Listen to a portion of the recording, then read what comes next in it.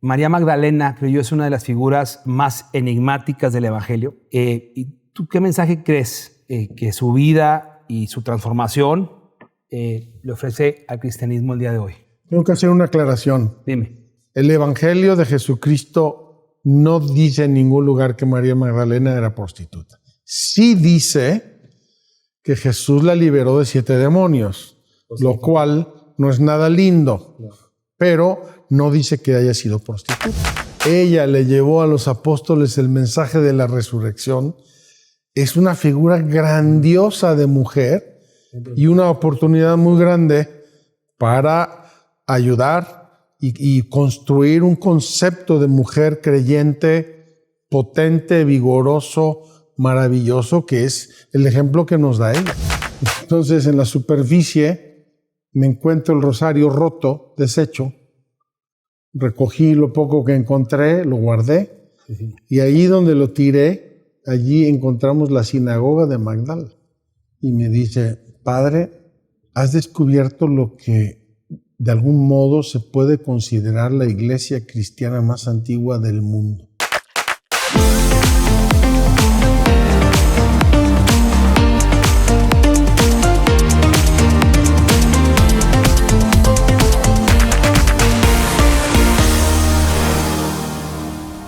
Dicen que es más fácil pelear por la defensa de los principios que vivir apegado a ellos. Hoy tengo un hombre que rompe esta regla, es el padre Juan Solana. Él es un sacerdote católico mexicano, cuenta con una licenciatura en teología del Ateneo Pontificio Regina Apostolorum en Roma. Es licenciado en Derecho Canónico y licenciado en Filosofía por la Universidad Pontífica Gregoriana. Habla español, italiano, inglés, latín y griego. Es realmente un orgullo para tenerte aquí con nosotros. Es miembro de los Legionarios de Cristo y es conocido principalmente por su trabajo en Tierra Santa.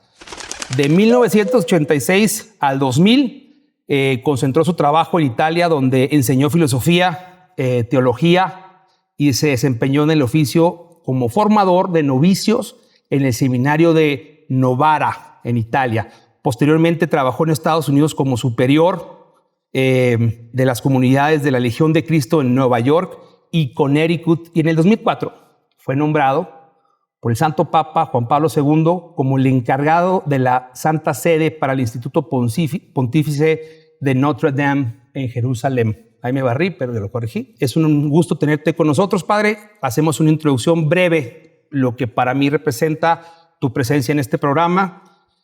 El año 2005, el lugar, Tierra Santa, el evento, la compra de un terreno en las orillas del Mar de Galilea para edificar un centro de meditación, de formación y crecimiento espiritual, sin sospechar que a tan solo 20 centímetros de profundidad se encontraba sepultado uno de los hallazgos arqueológicos, escúchame bien, más relevantes del siglo XXI. Así, ante los primeros golpes del trascabo, que intentaba abrir verja ahí en la construcción, surge a la luz milagrosamente Magdala. Esta es una antigua ciudad en la costa occidental del Mar de Galilea, conocida principalmente por ser el lugar de origen de María Magdalena, una figura prominente en los evangelios del Nuevo Testamento. Sin duda, Magdala ha adquirido relevancia a nivel mundial y se debe en parte esta redundancia, importancia y contundencia que tiene este lugar increíble a los hallazgos arqueológicos que datan del siglo I después de Cristo, como una sinagoga bien conservada, donde algunos estudiosos creen que Jesús pudo haber predicado. También se han encontrado otros elementos que muestran la vida en esa época, como la ofrenda que se hacía en el templo, donde hay monedas acuñadas en tiempo y fecha. El centro de Magdala, el cual tuve la oportunidad de visitar en Israel, y esto es algo que se los digo sinceramente, es una oportunidad de vida, la tienen que vivir. Es un producto, primero, yo creo, de la providencia y sin duda de la visión del padre Juan Solana, que hoy está con nosotros. Es un proyecto que combina arqueología, espiritualidad y turismo religioso, y está destinado a ser un sitio muy especial también para la mujer. Duc in Altum es la capilla principal de este centro espiritual y está diseñada para honrar a la mujer del Evangelio, pero en particular a María Magdalena, y como un mensaje contundente, porque lo tienes grabado en esas columnas, en este lugar tan especial, a la mujer del mundo, ¿no? A nuestras madres, a nuestras hijas, a nuestras esposas, a nuestras hermanas, a la mujer. Su nombre proviene, Duc in altum, de remar mar adentro. Y hoy, en De Hueso Colorado, tenemos un hombre que ha remado mar adentro, que ama desde el tuétano, conoce y comparte y nos inspira con su fe, porque lo que hace lo hace con amor y con convicción, y es un hombre de Hueso Colorado. Padre, te saludo con mucho cariño. Muchas gracias. Me honra tu presencia en Chihuahua, en este programa, en este podcast. Me emociona tenerte con nosotros. Muchas gracias. Y vamos a lo que te truje, Chencha, padre. Sí, claro, con mucho gusto. Muchas gracias. Padre, has sido, creo yo, una figura central, clave en la creación del centro de Magdala en Tierra Santa. ¿Cómo surge este proyecto y cómo ha sido el impacto espiritual que has visto y vivido que tienen los peregrinos que llegan hasta este lugar? Bueno, ¿cómo surge? Yo suelo decir que Magdala tiene una historia y una prehistoria. La historia son una serie de cosas que se fueron dando y que voy a referir, aunque sea muy brevemente. La prehistoria fue una experiencia espiritual de mi madre. Cuando yo era niño, mi madre hablaba con cierta frecuencia de un retiro que había hecho de joven y no dijo nunca nada más. Cuando yo me fui al seminario, fui a España, me fue a visitar un año después y me dijo en tono así un poco solemne, Juanito, quiero hablar contigo. Muy bien, mamá. Fuimos a su habitación en el hotel y estando allí me dijo, a lo mejor recuerdas que les he hablado de un retiro. Le dije, sí, me acuerdo muy bien, mamá.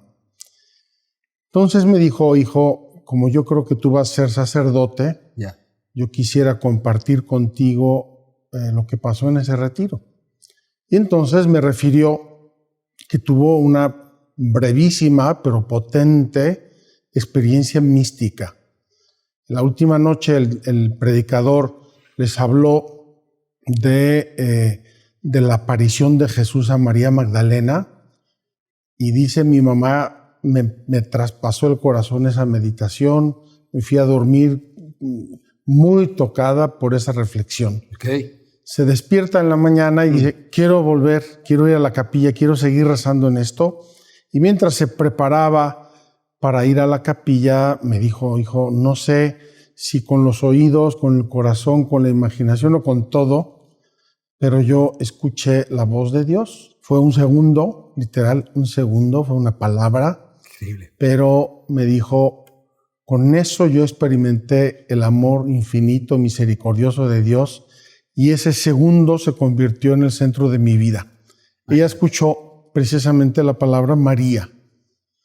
María, Dios la dijo en su corazón. Conozco a algunas personas que tienen algún tipo de experiencia mística así. Un segundo, pero te abre un horizonte espiritual y sobrenatural inimaginable. Eso me lo dijo cuando yo era religioso, novicio y principiante, y la verdad ni lo entendí muy bien, pero María Magdalena se me quedó aquí. Cuando años más tarde, de modo imprevisto, inimaginable, el Papa San Juan Pablo II me manda a Tierra Santa, llegué a un cargo nuevo, en una situación personal nefasta, tenía una depresión. Voy a hacerte una pausa porque la considero oportuna. Yo tuve la oportunidad de, previo a estar contigo en Tierra Santa, leer este libro, y de ahí viene una historia ahí de conexión, de amistad. Pero la historia de este libro, para quienes nos están viendo, es increíble. El libro se llama El Proyecto Magdala. Y es una historia, yo digo, como que entre Indiana Jones y el Arca Perdida y un encuentro con Pontifé, el Arca de Noé. Porque este libro tiene una historia increíble. Yo pensé que iba a empezar una lectura, te lo confieso, a lo mejor un poco soez, o de ahí no soez, digo, aburrida, que cayera a lo mejor en lo plano. de contar lo que era un tema de fe. Y no, me llevó a descubrir mi fe. Porque entonces, cuando lea la historia, es la historia de cómo el padre le toca estar en un momento muy importante en tu vida, ¿no? Que fue el 11 de septiembre del 2001. Porque de ahí yo partiría la historia. Tú estabas en Nueva York el 11 de septiembre del 2001. ¿Y ahí qué pasa, padre? Ese es otro capítulo de la prehistoria. De la prehistoria. Efectivamente, yo era el superior de nuestro seminario en Nueva York y en el mes de septiembre llegaban seminaristas de diversas partes del mundo. Hacíamos una serie de cursos introductorios, inglés intensivo, etcétera, visitas culturales para iniciar el año académico en octubre. Entonces, una noche nos encontramos cenando tranquilamente y me dice uno de los seminaristas: oiga, padre, ¿y a dónde va a ser la visita cultural de mañana? Le dije, pues vamos a ir a las Torres Gemelas. El 11 de septiembre. El 10 de septiembre. Ok. Entonces, seguimos conversando y después otro de los seminaristas dice: oiga, padre, a las Torres Gemelas podemos ir cualquier día, ¿por qué no vamos a otro lado? La verdad, yo soy bastante negativo para cambiar fechas y programas así de improvisadamente, pero esa noche le dije, bueno, ¿a dónde podríamos ir? Pues podríamos ir a Boston, podríamos ir aquí, a tal. Acaba la cena y decido, porque yo era el rector, decido, mañana vamos a ir a Filadelfia en vez de las Torres Gemelas. Increíble. El día siguiente, 54 seminaristas, más los formadores del seminario, un autobús, una van, camino de Filadelfia, y cruzando el Washington Bridge, se para el tráfico. 5, 10 minutos, 15, nadie se mueve, ¿qué está pasando? Encendemos el radio y nos enteramos del ataque a las Torres Gemelas y vimos caer las Torres Gemelas en directo desde el Washington Bridge. Imagínate. Entonces, fue una cosa súper traumante. A mí particularmente como responsable, sabiendo que deberíamos haber estado ahí, me causó una impresión tal que después de estar viendo las noticias y después de todo el relajo inicial, en el seminario volvimos, me tiré en la cama y me quedé dormido como una piedra y me desperté en depresión. Una depresión, no sé, creo que le llaman químicas o no sé cómo les llaman, una depresión. Y estuve en depresión varios años. Y fue cuando me dijeron que iba yo a Jerusalén y aumentó la depresión. Lógicamente, porque cuando uno tiene depresión, te haces tus rutinas y dices que nadie me saque de aquí, que Tú nadie estabas me... en Nueva York. Yo seguía en el seminario de Nueva York, con mis rutinas, mis tareas de todos los días, pero que no me empuje nadie. Estabas en off todavía. Estaba yo un poco en punto muerto. Entonces, pues, el Papa quiere que vaya usted a Tierra Santa, y yo dije, santo cielo, pues Dios me va a ayudar. Entonces, viajé a Roma, estuve ahí unas semanas, y el día anterior de mi viaje a Jerusalén, fui al Vaticano y fui a celebrar una misa y a pedirle a Dios que me echara un cable porque se me hacía muy cuesta arriba. ¿Qué edad tenías? 44 años. Entonces llego al Vaticano, me revisto, me voy a buscar un altar muy importante para nuestra historia y muy querido, etcétera, que es la Virgen Gregoriana. Y cuando llego ahí, está ocupado el altar. Entonces, así medio arrastrando los pies y fastidiado, busqué en el Vaticano otro altar libre, que hay decenas, estaban todos ocupados. Entonces, como que ya dije, oye, ¿qué está pasando, no? Entonces seguí buscando, y ahí en el último rincón del Vaticano vi el único altar libre. ¿Cuál era? Entonces llegué, abrí las puertecitas, subí el altar, lo besé, poco fastidiado, tengo que admitir. Y cuando levanté los ojos y vi la imagen que tenía yo delante, yo no lo podía creer. Era Jesús caminando en el mar de Galilea, cuando le dice a Pedro que vaya hacia él. No puede ser. Y le dice, y este fue el mensaje que a mí me cayó el 20. Ok. Hombre de poca fe, ¿por qué has dudado? Increíble. Entonces yo dije, no puedo dudar, o sea, Dios me manda, Él me va a ayudar, siempre me ha ayudado. ¿Tú no sabías que ya sabías que ibas a Sí, Jerusalén? sí, fue el día anterior. Ok, perfecto. Pero estaba yo En shock. realmente en shock porque, Claro. total, digo, hombre de poca fe, ¿por qué has dudado? Ok, mañana me voy, Dios me va a ayudar. Llego a la Tierra Santa, primera semana, típico, ¿no? Cuando vas a sustituir a alguien, te avientan los papeles, los problemas. Mira, aquí está lo del banco, Sí, aquí lo he está escuchado, tal. lo he No hay escuchado. dinero, hay Sí. 4 causas legales. Sí. Yo me pasé una semana horrorosa y con mi depresión. Entonces, Sí. a la semana me dice el padre que yo sustituí. Padre, vamos a Galilea, lo invito a Galilea, a conocer Galilea. Sí, claro, vamos. Claro. Recuerdo ese viaje por segundos. El tráfico, los lugares, la luz, el sol, todo. Por primera vez en mi vida iba yo a Galilea. Claro. Y pasando por un cierto lugar, ¿Sí? me dice así, muy quitado de la pena, aquí es Magdala. Dije, ¿cómo es Magdala? De aquí es María Magdalena. Y dice, sí, sí. ¿Y no vamos a ver esto? Y dice, no, no hay nada que ver. Y efectivamente me señala un cartel en la carretera Dice Magdala. que dice Magdala Hawaii Beach. Era un hotel rascuache, Bungalow. viejísimo de bungalows, abandonado, horrible. Ok. Pero pasando, yo me fijé en ese lugar y dije, wow, de aquí es María Magdalena. Ya. Y entonces aquí se juntan lo Dos. que le había pasado a mi mamá Sí. y María. me dijo 30 años antes, Sí. y el lugar. Claro. Nos vamos al pie del monte de las Bienaventuranzas, ahí hay una casa de monjas, y dije, aquí nos vamos a quedar esta noche, perfecto. Nos quedamos ahí a dormir. La verdad, yo estaba muy emocionado, era el 15 de noviembre del 2004. ¿Qué sentiste ahí?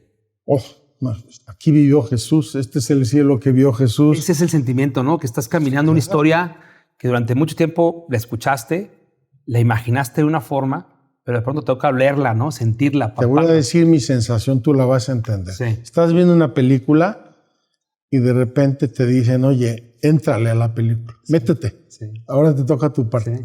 Sí. Entonces yo llegué ahí, el mar, la noche, las estrellas, las olas del mar No, de es un lugar muy Galilea. especial. No, yo estaba emocionadísimo, Sí, claro. casi no pude ni dormir. Exacto. Me despierto por la mañana al amanecer y bajo en ese lugar que se llama el Primado de Pedro. Ahí llegué yo. Ahí fuiste. Sí. Bajo y empiezo a ver el amanecer. Estoy ahí mirando el ¿verdad? amanecer Sí. espectacular. Sí, sí, sí.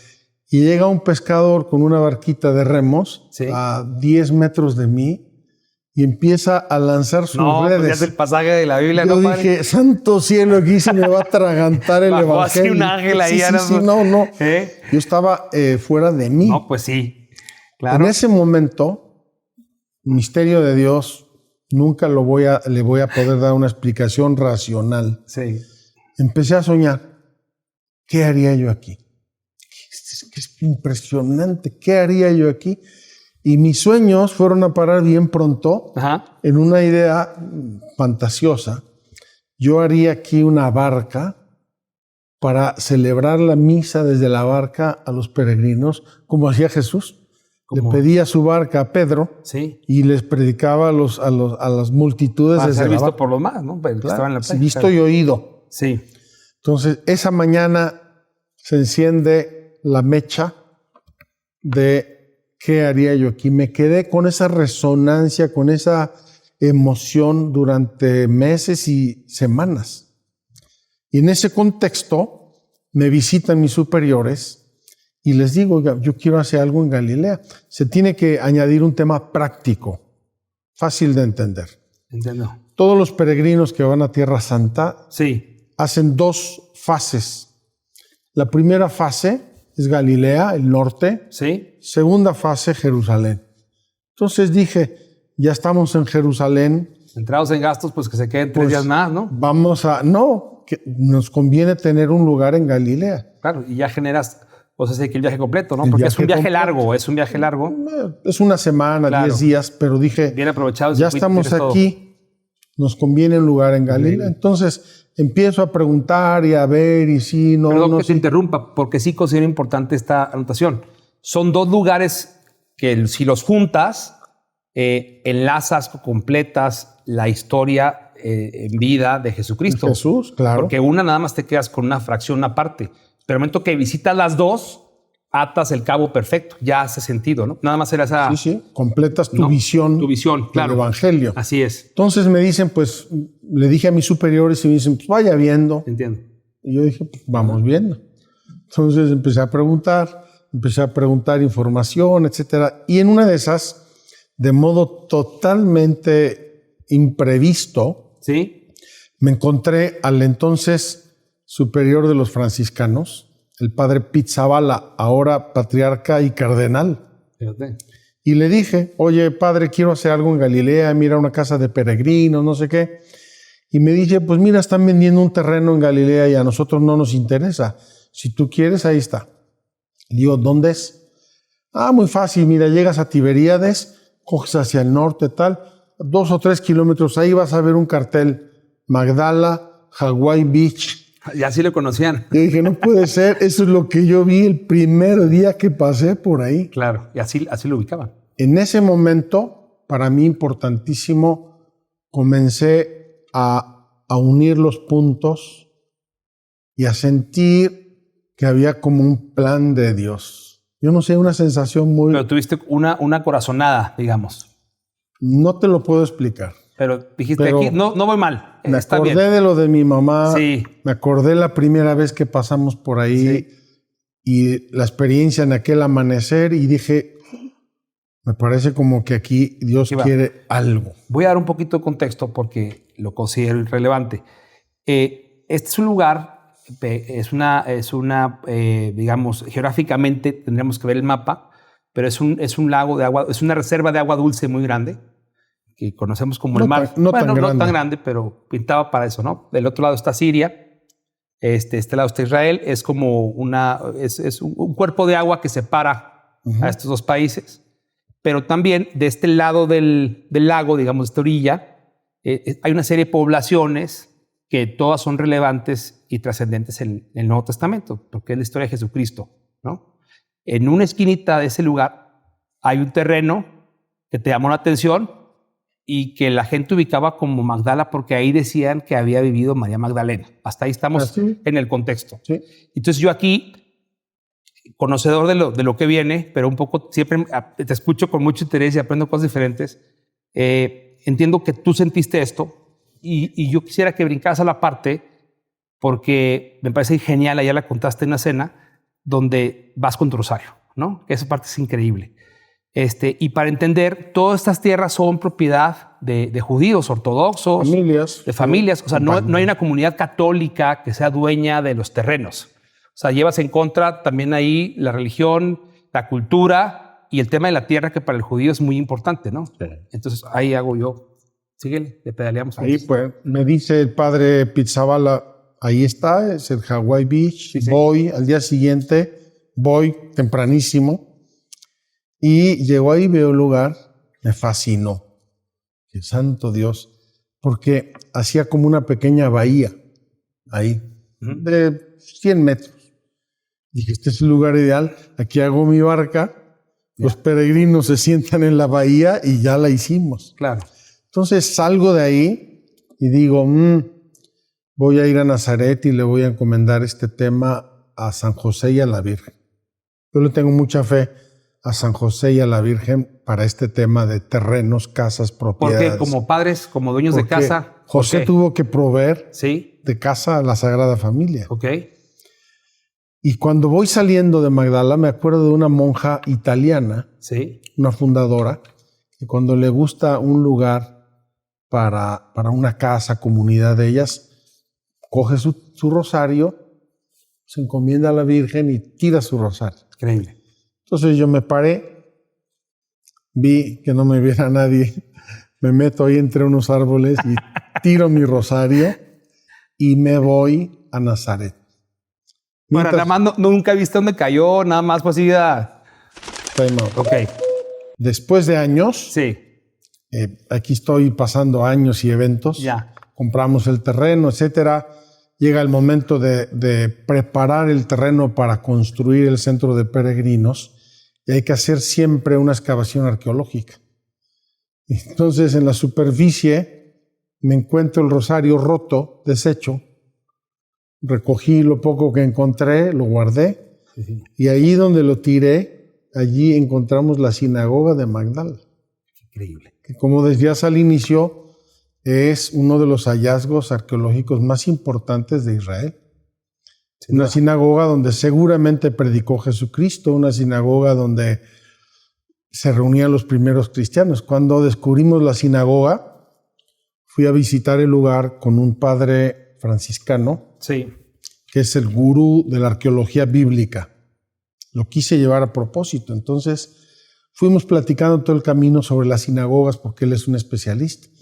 Cuando llegamos, empieza a ver la sinagoga y empieza a observar cosas y habla con los arqueólogos y me dijo cosas proféticas. Oye, aquí podrías encontrar esto y lo encontramos. No. Aquí a lo mejor, total, observa todo y después me llama y me dice, padre, has descubierto lo que de algún modo se puede considerar la iglesia cristiana más antigua del mundo. Increíble. Y me quedé así como, ¿qué? Entonces él me explica cómo los discípulos de Jesús, los seguidores, las muchedumbres que acompañaban a Jesús, eran todos de esa zona. La mayoría eran de esa zona.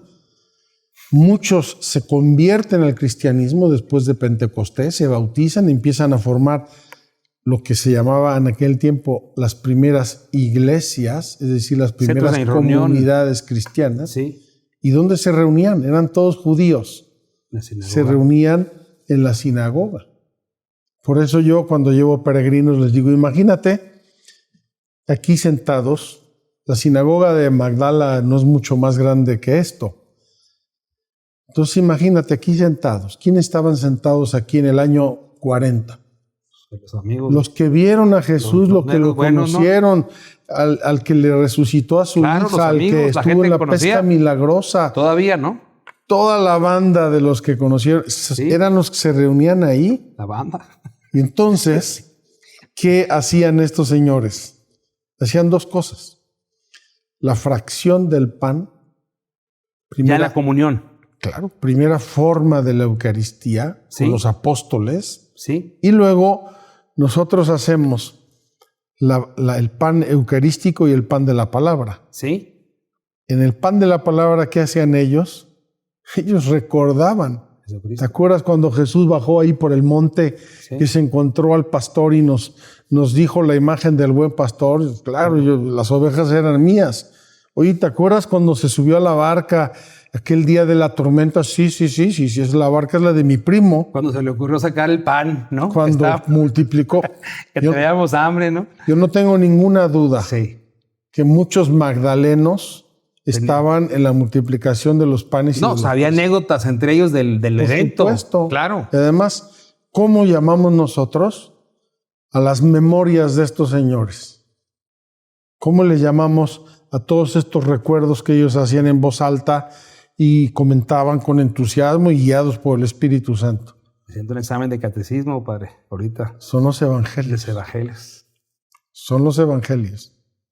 A veces pensamos que el evangelista Lucas un día se despertó y empezó a escribir guiado por el Espíritu Santo, como lo pintan en muchos lugares.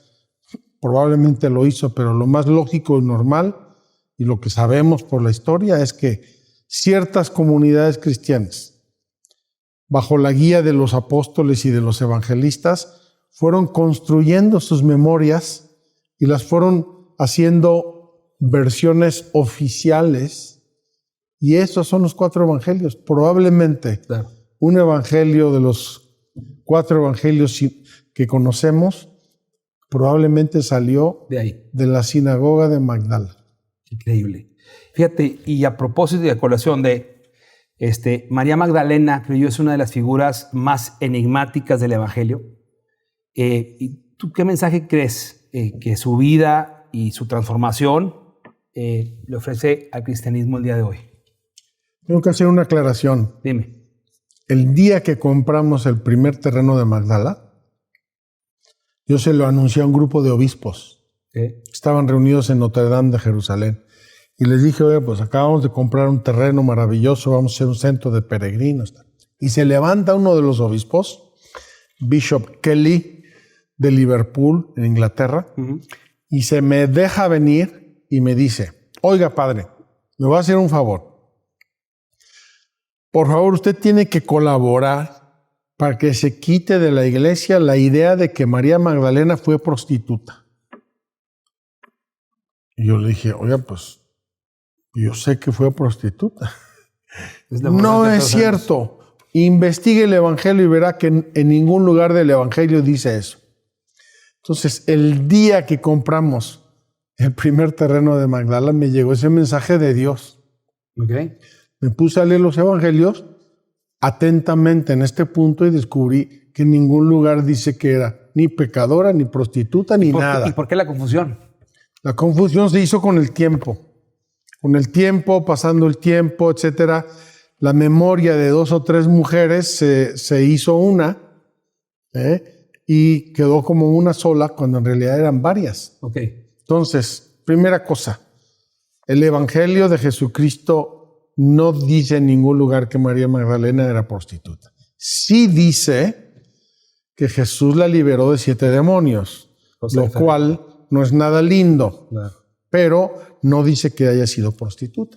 Entonces, ese hecho de estar en Magdala, patria de María Magdalena, una mujer excepcional, mensajera, apóstola de los apóstoles, ella le llevó a los apóstoles el mensaje de la resurrección, es una figura grandiosa de mujer y una oportunidad muy grande para ayudar y construir un concepto de mujer creyente, potente, vigoroso, maravilloso, que es el ejemplo que nos da ella. Claro, sin duda es un lugar muy especial.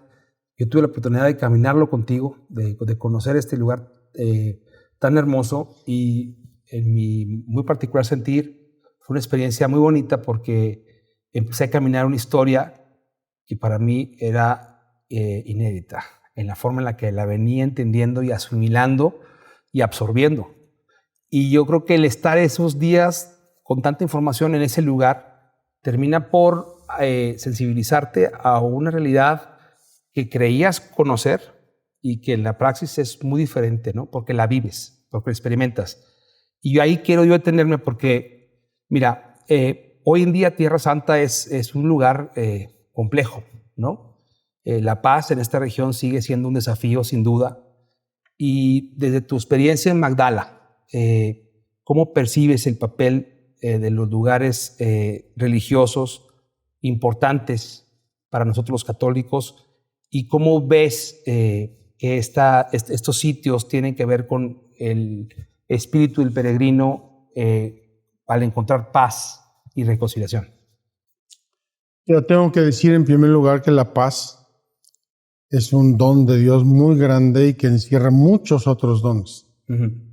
Cuando uno pierde la paz, incluso cuando a uno le pasa algo que te quita la paz, sientes que se te cae el mundo.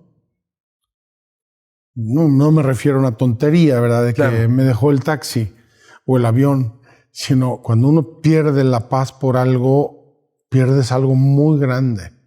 Ayer hablabas de eso, ¿no? De la paz en la familia. Claro. Qué importante es tener paz, porque cuando hay paz, pues suena a cliché, pero hay progreso, ¿no? La armonía, el estar en sintonía con lo que eres, con lo que piensas, con lo que sientes, con lo que haces, y se pierde esta distorsión, ¿no? Claro.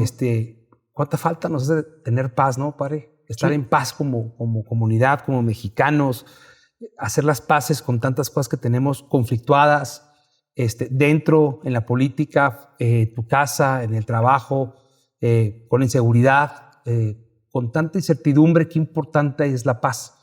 Magdala para mí fue eso, fíjate, fue un lugar donde aún y pese a que el mundo está en guerra, está en conflicto, hay muchos intereses y el hombre sigue siendo el lobo del hombre, ese lugar es un remanso de paz, de fe y de esperanza. Yo te felicito porque cuando estuve ahí, no nada más tuve la experiencia de conocer este sitio arqueológico increíble, lo tienen que algún día poner en su lista de lugares que hay que ir a conocer y vivir, sobre todo, ¿no? Por la experiencia de la fe. Pero te vi haciendo algo que me llamó muchísimo la atención. Y esto algo de antes de pandemia. Antes de pandemia. Porque durante, pues sabemos que todo se vertió por el tema digital. Pero tú ya desde entonces, desde antes de pandemia, 1 año o 2 antes de pandemia, estabas ya transmitiendo en vivo, haciendo transmisiones desde este lugar. Y se me hizo increíble que hayas tenido la visión evangelizadora por las redes sociales. Mucha gente te sigue por las redes sociales. ¿Qué oportunidades ves y qué desafíos se enfrenta la iglesia en esta época que ya es 100% digital para transmitir este mensaje de paz, de amor, de fe en esta época tan saturada, ¿no? Porque inmediatamente este mensaje que tú transmites compite con el mundo, con todo lo que hay. ¿Cuál es el desafío que tiene la iglesia en ese sentido? Mira, cuando yo era estudiante en Roma, Sí. nos dieron muchas clases especialistas de la RAI, Radio Televisión Italiana. Okay. Gente muy capaz y muy preparada. Y nos decía, miren, ustedes como iglesia tienen que tener en cuenta una cosa.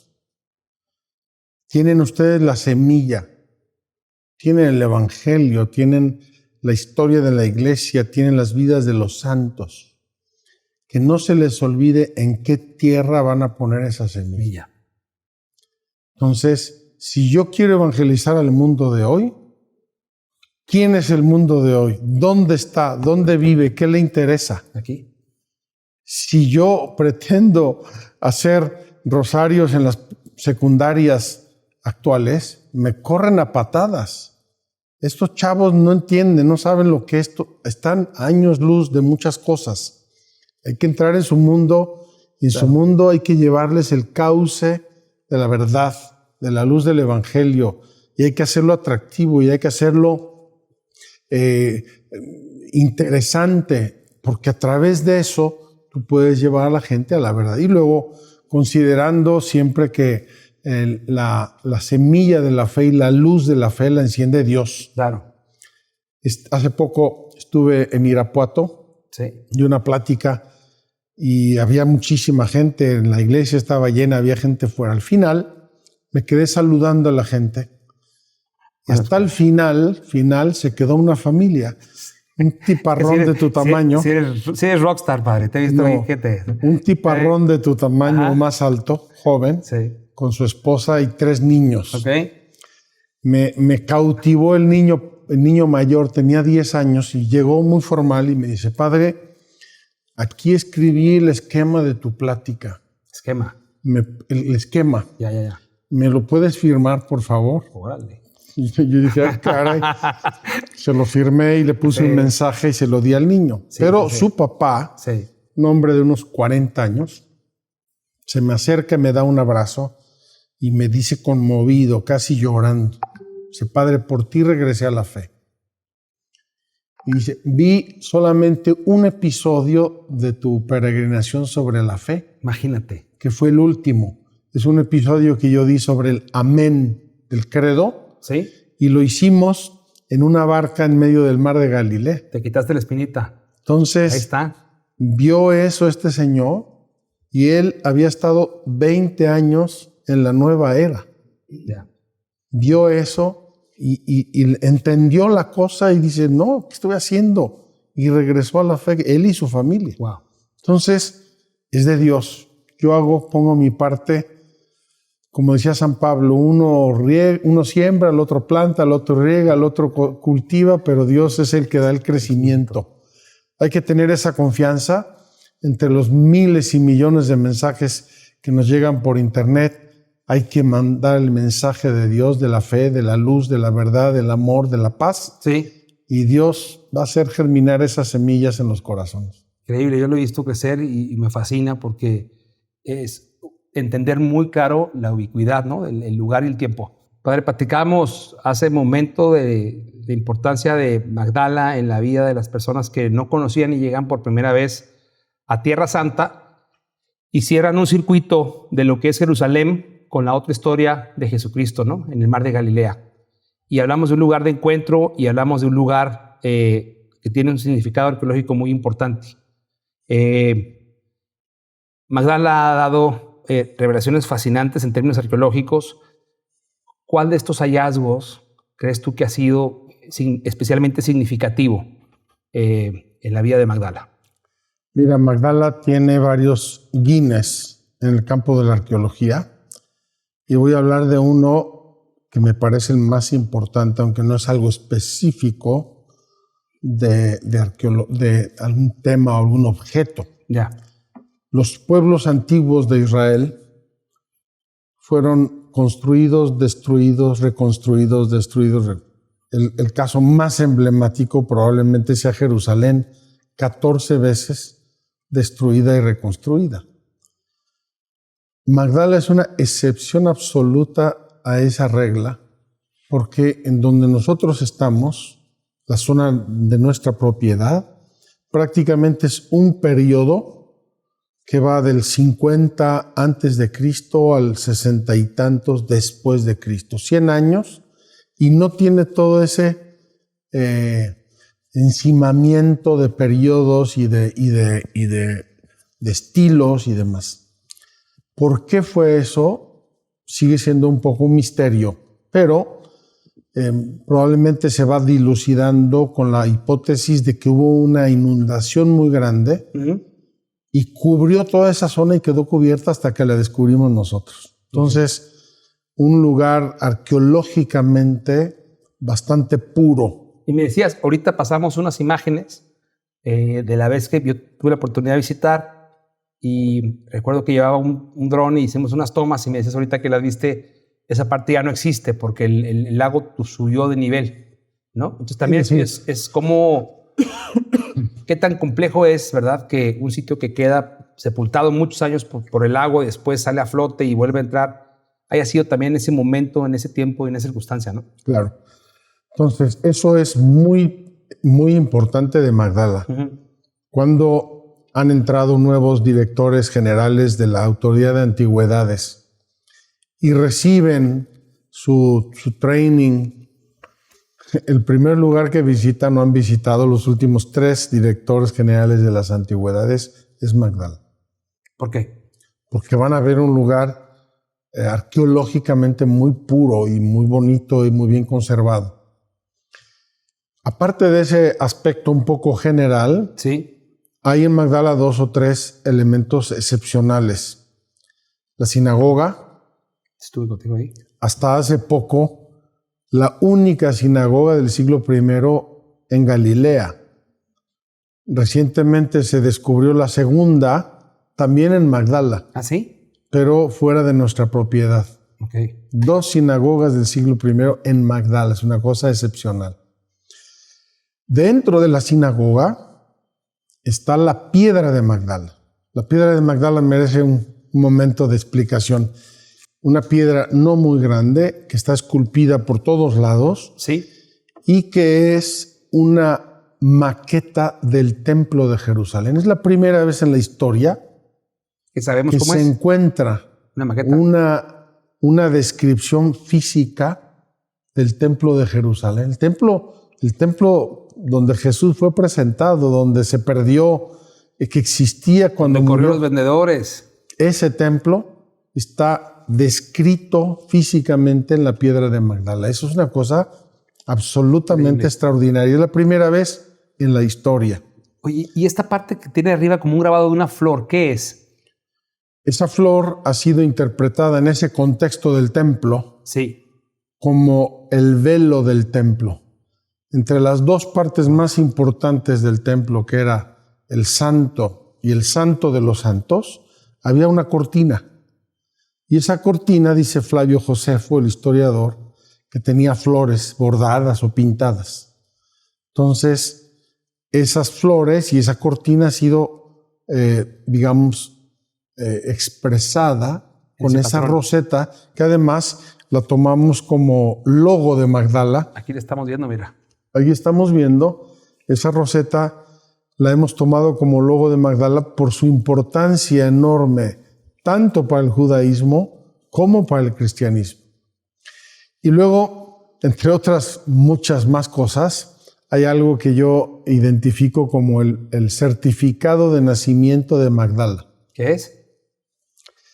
Dice Flavio Josefo, el historiador, que en Magdala tenía 3 nombres en torno al año 50, 60. 3 nombres. Uno hebreo, uno arameo y uno griego. El nombre griego de Magdala era Tarikea o Tarigea, depende cómo se pronuncia el griego. Okay. Tarigea o Tarikea significa literalmente el lugar de la salazón del pescado, es decir, donde sacaban el pescado, lo limpiaban, lo salaban y se lo llevaban y para, lo sin conserva. exportaban. Claro. Lo exportaban en vasijas de barro con sal, lo exportaban hasta Roma. Entonces, descubrimos en Magdala la zona donde se hace la salazón del pescado, que es la primera y única vez que se ha encontrado esto en Israel, al lado del mar de Galilea. Obviamente es el acta de nacimiento de Magdala. Por si alguno todavía tenía duda de que fuera Magdala, creo que ya no hay ninguna, absolutamente ninguna duda. Increíble, increíble. Este lugar tiene hoy un reto, ¿no, padre? Porque estamos en medio de un conflicto, estamos en medio de una crisis, creo que a nivel mundial, de muchas cosas, de valores, de fe, de esperanza, de paz. Vivimos épocas complejas y Magdala está en un lugar que tiene mucho simbolismo, mucho significado para quienes profesamos la fe católica por lo que significa hoy en día. Permíteme corregirte. Dime. No solo la fe católica, sino el cristianismo. A eso voy. Porque todas las denominaciones cristianas tienen su raíz en ese lugar. A eso voy, porque yo cuando estuve en este lugar, padre, y me ganaste el pie, vi mucha gente de muchas otras religiones visitándolo con devoción. ¿Qué significa para otras religiones Magdala? Mira, hablar de católico, hablar de ortodoxo, hablar de luterano, hablar de lo que sea, es algo muy posterior a la vida de Cristo. Entonces, cuando uno va a Magdala y se mete en la historia de Magdala y sabe, aquí Jesús hizo esto, aquí predicó tal, estás yendo a la prehistoria. Far back. Sí. A la prehistoria de las divisiones del cristianismo, claro. Estás yendo a las raíces. Y eso es una gran oportunidad que tenemos. Es una gran noticia porque yo siento, y lo que vi ahí es un punto de encuentro de la fe, de la fe, sí. No del catolicismo, de la fe en Cristo. De la fe en Cristo como el apóstol, claro. Como el ser humano, como la persona. Y te digo, eso no es una idea bonita, ¿no? Ese es el día a día de Magdala. Sí. Porque yo puedo estar con un grupo de católicos mexicanos, supercatólicos guadalupanos, y el siguiente grupo que me toca son unos presbiterianos americanos y después unos mormones y después, o sea, yo puedo tener en un día 8 o 10 grupos completamente diferentes de orientación, de identidad religiosa, etcétera, etcétera. Y mi trabajo es llevarlos a Cristo. Es decir, nosotros hicimos una opción en Magdala y fue creo que fue muy inspirada por Dios. Nosotros adoptamos un principio que en inglés se dice commonality. Es decir, vamos a subrayar lo que tenemos en común. Y no lo que nos separa. Si nosotros tomamos la Biblia en la mano, el Evangelio, la historia del cristianismo, compartimos fundamentalmente el 80%. ¿Por qué no insistir en eso? Y no en el 20%. Y no en el 20% que nos separa y que nos divide.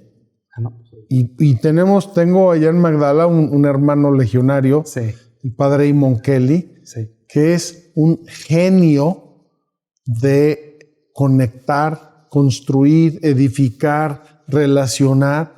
Entonces, esa commonality, él la vive, pero hasta los huesos, y tiene cantidad de amigos, pastores protestantes, rabinos, ministros de no sé dónde, y sienten Magdala como el lugar de la Tierra Santa donde pueden ir. Y estar todos de acuerdo en algo, ¿no? Estamos todos de acuerdo y Que aquí festejamos pasó algo juntos. padre para todos. Y rezamos juntos. Sí. ¿Cuántas veces me ha pasado a mí Sí. que llega un grupo de estos protestantes que a mí me caen muy bien? Sí. Father, can I pray on you? Padre, ¿puedo rezar sobre usted? Sí, claro. Y se me echan encima, unos me ponen la mano acá, otros acá, tal, Claro. y empiezan. Y yo siento que son oraciones sinceras por mí, Señor. como yo a veces rezo por Porque ellos. aparte, fíjate que esta entrevista en este contexto para mí es muy especial y le voy a marcar porque pasará la historia. Eventualmente ya no estaremos aquí algún día y se preguntarán, oye, ¿cuál fue el padre que llegó hasta este proyecto que marcó un parteaguas en la fe del mundo? Porque no representa nada más a los católicos o protestantes o ortodoxos. Como tú bien dices, es un punto de inicio de algo. Y lo que a mí me deja es que te eligió a ti porque tienes una visión grande como tu corazón. No eres una persona que irradia fe y esperanza. Y yo con esta plática me quedo muy nutrido, me quedo muy lleno porque el escucharte a ti hablar de Magdala de esta forma me lleva de nuevo a este lugar. Me hace tener un encuentro con la fe de manera distinta, a la distancia. Tú lo comentas y yo lo vivo. Yo sé que mucha gente te está viendo, sé que eres muy visto en muchos lados y sé que mucha gente se va a identificar cuando digo claramente que la experiencia de estar ahí te nutre el corazón, te nutre de fe. A ti, Padre, en una palabra, ¿qué te deja Magdala? ¿Qué es Magdala para ti? Porque marca, sin duda, es un parteaguas en tu vida, ¿no? En muchos sentidos. En una palabra, ¿cómo lo defines? Es la primera vez que me lo preguntan, pero es un encuentro con Jesús, es un lugar de encuentro. La naturaleza, la historia, la arqueología, las visitas de gente de todo el mundo. Traes un relajo allá, Padre. Es un encuentro. Es un encuentro. Un encuentro. Y Es un encuentro. es fantástico porque de verdad es un encuentro que para nosotros no es un conflicto, no es, ay, ¿quién vino? ¿Qué? Estos son de aquí o de allá. Es encontrarte con hermanos que creen en Jesús. A su modo pueden estar mejor o peor que tú. Eso lo juzga Dios. Pero fíjate, esto es muy interesante. El primer día que yo puse un pie en Magdala, jueves 31 de marzo del año 2005. Sí. Cuando yo fui a caminar por esa playa, el primer día yo pensé, si hago algo aquí, no puede ser solo para los católicos, es para todos los cristianos, porque aquí nació el cristianismo. Todos, no los católicos, todos. Y cuando descubrimos la sinagoga y el pueblo de Magdala del siglo I, un pueblo judío de pescadores, dije, no solo todos los cristianos, también los judíos. Y por eso cuando unos años más tarde nos reunimos con un equipo muy profesional para tratar de definir Magdala a la luz de la experiencia, de los hallazgos y lo que queríamos hacer, lo definimos encrucijada de la historia judía y cristiana. Increíble. Era una encrucijada. En tiempos de Jesús, ahí pasaba la Vía Maris, que iba al Mediterráneo y que iba a Jerusalén. Era una encrucijada. Sí. Sigue estando el cruce ahí de carreteras, pero ahora es también un cruce de culturas, de religiones, de historias, de mil cosas. Y tengo que decir una cosa, tengo que quitarle el polvo a un tema católico que nos debe llamar la atención.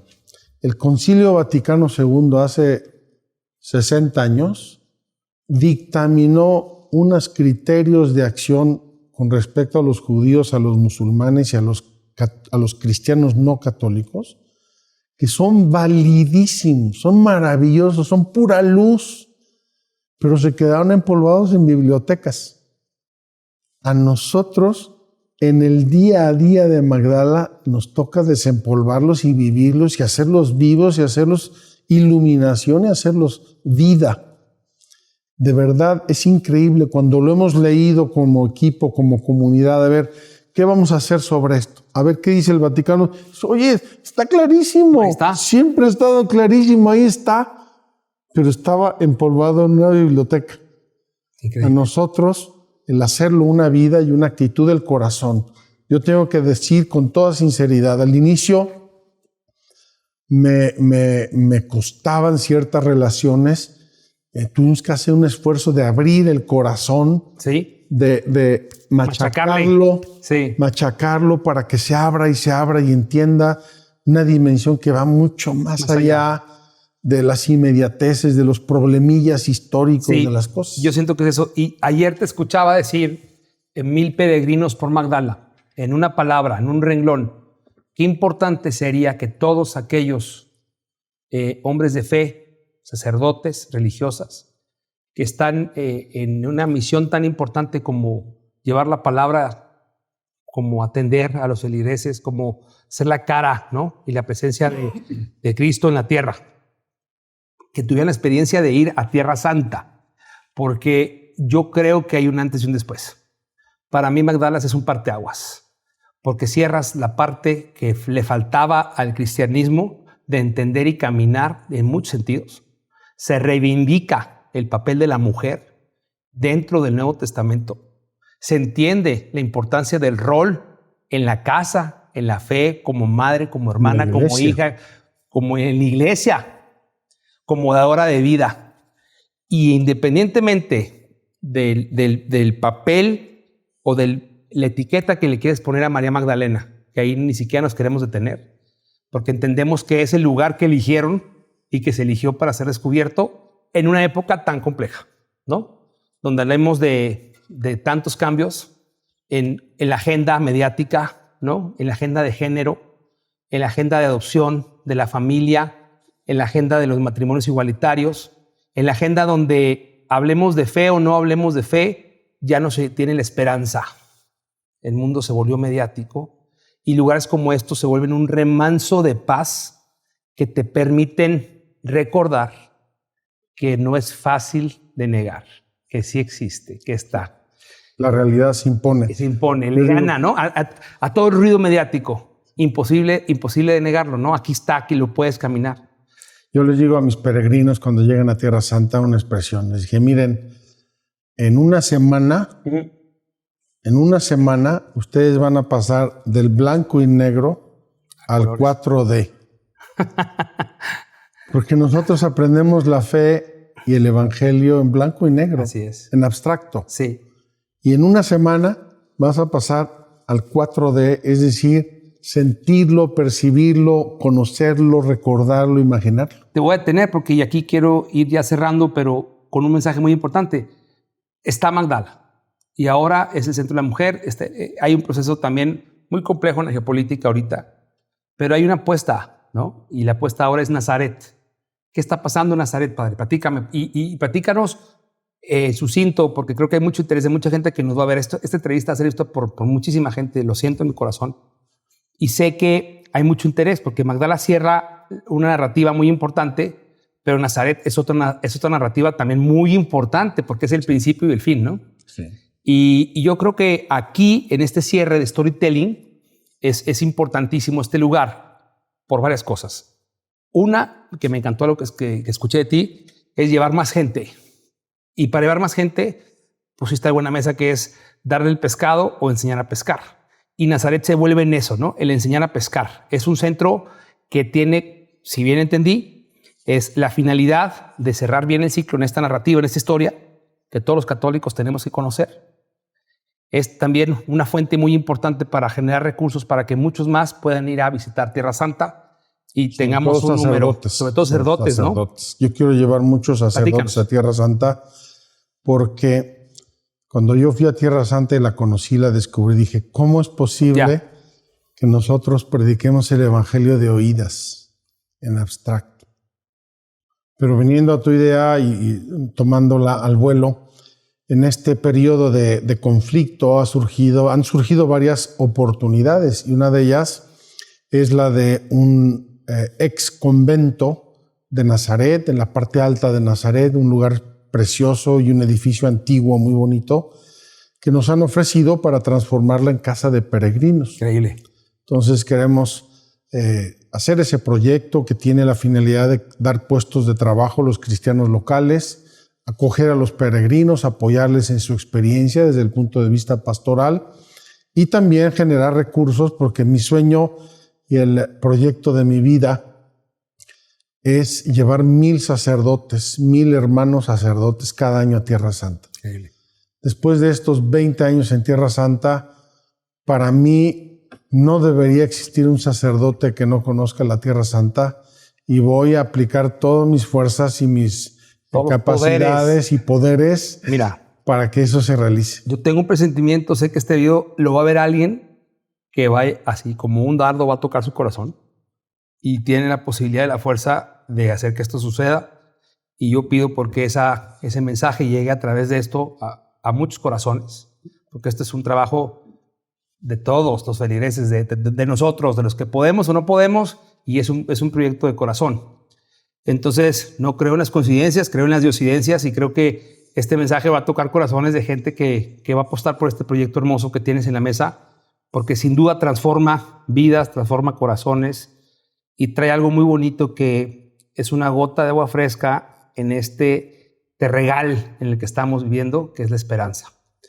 Padre, muchísimas gracias. Quiero terminar con una anécdota. Me vas a terminar con una anécdota y te voy a hacer una serie de preguntas, pero primero cuéntame tu anécdota. Quiero una anécdota. Échale. Por lo que dices. Mira, al inicio del proyecto de Magdala yo imaginaba y soñaba, me voy a encontrar a Mel Gibson y me va a regalar todo para Magdala, o voy a encontrarme no sé quién. No, pues estás acostumbrado a tirar el rosario y a encontrar así que templos y ruinas del siglo I, pues yo también pensaría, ¿no? También me ilusionaba una cosa. Sí. Ojalá que no sea así, sino que mucha gente, miles de gentes se sumen, puedan decir, en Magdala hay un ladrillo que yo regalé, en Tierra Santa hay un ladrillo de mi familia. Te voy a decir lo que me pasó una vez en Dallas. Fui a Dallas y una familia muy linda me organizó una cena, invitaron muchos amigos, una casa linda, preciosa. Cenamos rico, les enseñé mi video, mi presentación, pidiéndoles ayuda, tal. Y se fueron todos y no recibí ninguna ayuda más que una. La cocinera. No. La cocinera asomaba la cabeza de vez en cuando para seguir mi explicación. Estaba así. Y volví a asomar la cabeza. Y cuando terminó y se fueron todos, se acercó. Me pidió perdón. Padre, perdóneme. Espero que no se moleste, pero estuve oyendo y me gustaría que hubiera un ladrillo de parte de mi familia en Magdala. Y me acuerdo que sacó un billete enrollado así como cigarrillo. Padre, perdóneme, sé que es muy poco. Perdóneme, me pidió perdón 20 veces. Y me dio un billetito, no sé si eran $5, $10. Por favor, ponga un ladrillo en Magdala a nombre de mi familia. Eso me conmovió tanto y dije, ojalá haya millones de gentes que digan, oye, hay un ladrillo mío en Tierra Santa. ¿Cómo te contactan, padre? Dinos cómo te va, porque mucha gente ya ahorita dice yo. Entonces, que están sensibles. Entren en nuestra página. Dame las redes. Tenemos la página de internet, que es magdala.org. Magdala.org. Tenemos las redes sociales, Facebook, YouTube, Instagram. Magdala, busquen Magdala Español, Magdala Inglés, Magdala Experience. Y ahí pueden contactarnos, ahí pueden ver cómo ayudarnos, cómo ser parte de este proyecto. Buenísimo. Cómo ir a Tierra Santa, etcétera. Encantados de ayudarles porque es nuestro trabajo, es nuestra misión. Qué increíble. Y nos apasiona. No, bueno, pues se ve que eso es claro, me queda muy claro, por eso estás aquí, padre, y yo tengo el honor de invitarte a este programa que por nombre lleva De Hueso Colorado. Antes de irnos, te quiero hacer 4 preguntitas, no te detengas a elucubrar una gran respuesta, lo primero que llegue a tu corazón. ¿Cuál es el mejor consejo que te han dado? Vivir la vida en cada momento como es. ¿Tu palabra favorita? Jesús. ¿Qué otra profesión, además de sacerdote, yo agregaría de Indiana Jones y de emprender? ¿Qué otra profesión te hubiera gustado hacer o tener en tu vida? Antes de recibir la vocación, yo tenía 3 ideas en la cabeza. Ujú. Ingeniero agrónomo, veterinario o médico. Y me las cambió Dios de un plumazo cuando me regaló la vocación. Qué increíble. Si pudieras darle un consejo a la versión más joven de ti, ¿qué le dirías? Repite tu vida minuto a minuto. El sonido que menos te gusta.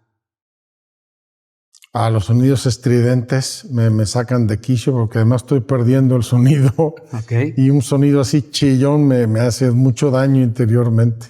Me encanta. Bueno, pues yo soy Ricardo Colorado. Esto es De Hueso Colorado.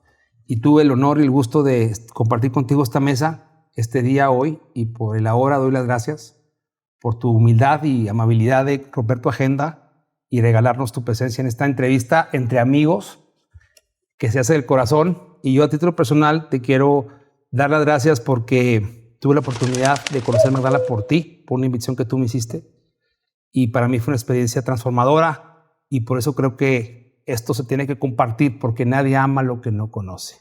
Padre, muchas gracias por tu presencia. Al contrario, en gracias este estudio. a ti, gracias a todos Te los que nos agradezco están muchísimo. siguiendo este programa de Hueso Colorado. Tenemos que ser buenos de hueso colorado. Muchas gracias. Yo me despido. Esto fue Hueso Colorado. Padre, muchísimas gracias por estar con nosotros. Gracias. Que Dios los bendiga. Muchas gracias.